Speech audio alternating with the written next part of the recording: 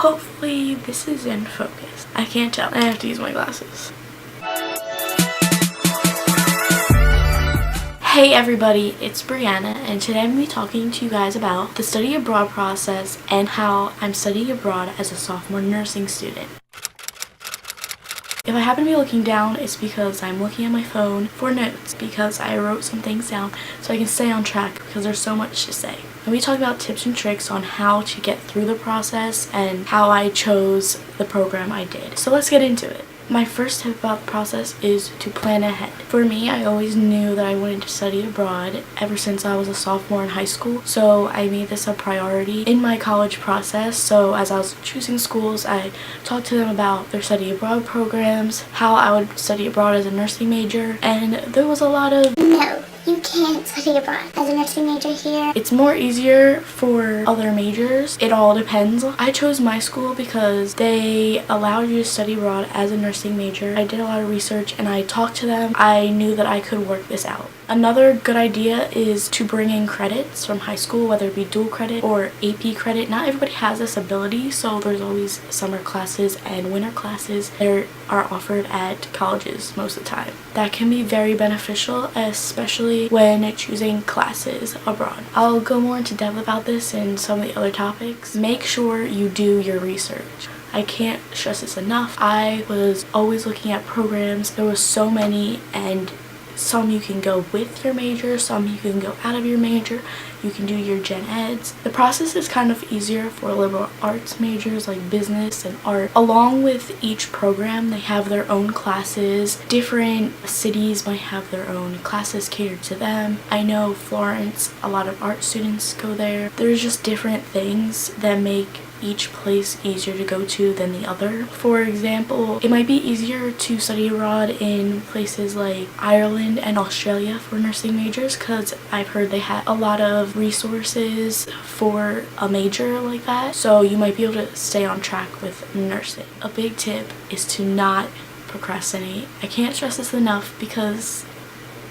just learn from my mistakes. Really make sure that you apply on time. My school has exchange programs and recommended programs, so with an exchange program I would be going with my university with their own programs with their teachers. I think there's also recommended programs, which I'm doing. I'll put a list of different programs right here. But don't miss the deadline. I think I was like a day ahead of the exchange program deadline, but somehow I still just went to like the advisor and was like,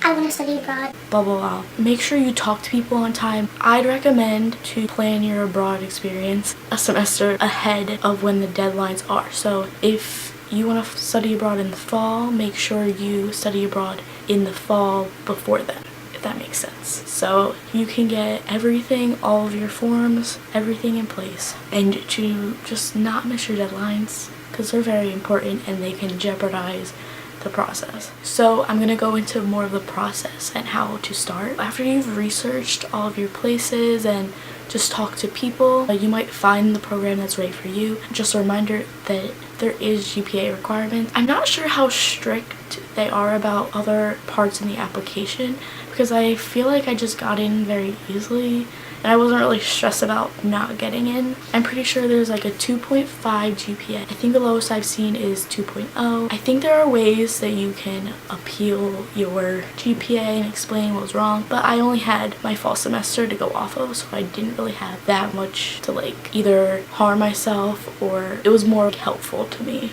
In this process, I had to write a couple paragraphs about why I wanted to study abroad, how would this benefit me in my major, just different things. I can't really remember them, but I just wrote them up and I sent them, and I didn't really have anybody check them. I checked them myself. I was just like, okay. I don't know how strict your program is going to be. As for picking classes, like I've said before, each program has different classes. For my program that I'm doing, I'm taking Spanish classes. And I also brought in a lot of credits from high school. I had enough credits so I could declare a minor. I already finished most of my gen ed. I think I have one class left.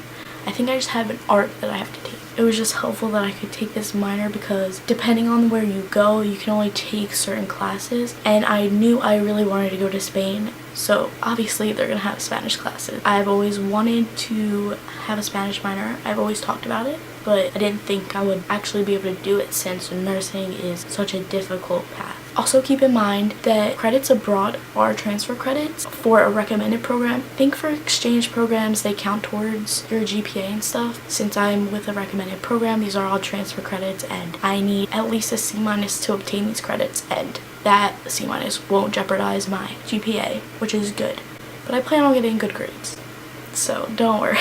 Another big thing is to prioritize any forms you have. There is just so many forms, so many things you have to fill out. For my school, there was a 2-step process. I had to apply with my study abroad office, and then after I got approved by my office, I could apply to my program where I did like the application process. Once you're accepted, there are more forms you have to fill out. There's insurance forms and your passport. You have to do copies of your passport. Just get signatures for forms. You have to go to your advisor. You have to fill out class sheets. You have to get your classes approved. It is a lot. One of the forms is housing form. Literally so much about you. One thing I do wish is that we had like fill out a form if I could have my information released to the other participants in the group. I wish it was more together. Like maybe we had like a Facebook group or something so I could talk to more people, see who's my roommate, because I'm going in completely random. I'm the only one from my school going. This can be very, very difficult because for me, I procrastinated and I had all these forms to fill out. It just wasn't good, and I had to find printers and I had to find some way to scan my papers. The walk across my campus is probably like 45 minutes from where I was to other buildings. Not having a car was kind of stressful because I have to take such a big amount of time and just be able to get everywhere, and I'm so busy. I have all this homework and studying for tests and just everything like combined together. It makes the process so much stressful. Don't do what I did.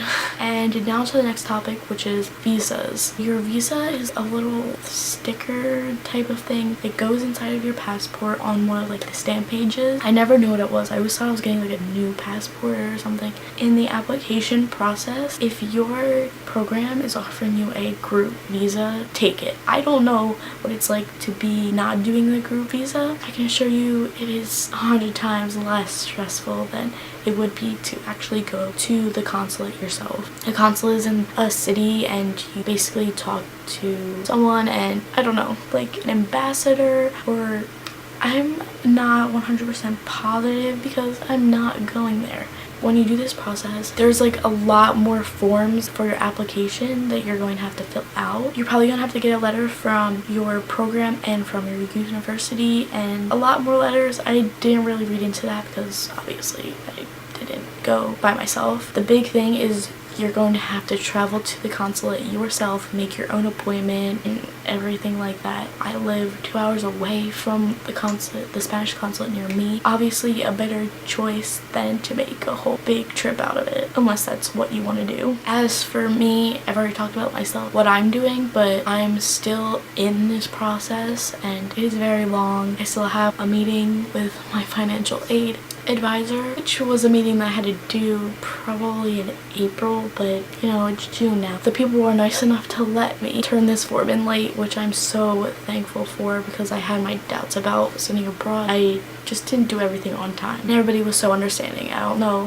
how understanding they're gonna be for you. I just wanted to talk about this whole process. I feel like somebody always needs to update it, or I don't know, be active and like answer questions. If you have any more questions about this whole process, feel free to leave them down below. There's honestly so much to do. I can't really explain it all. I'm just going into the basics, something that can help you. So honestly, really just leave a comment down below. This is just one part of the process. I'm still going to have to pack and get there. I can make more videos about this, even more questions. I'm thinking about making a packing video and videos abroad. If you want to see those videos, make sure to subscribe, turn on notifications. You know the deal. Thank you for taking your time to watch this video. Hopefully you got something from it. Make sure you check out my other videos, my college videos or travel videos, because more of that stuff is going to come very soon. Be sure to check it out. See ya!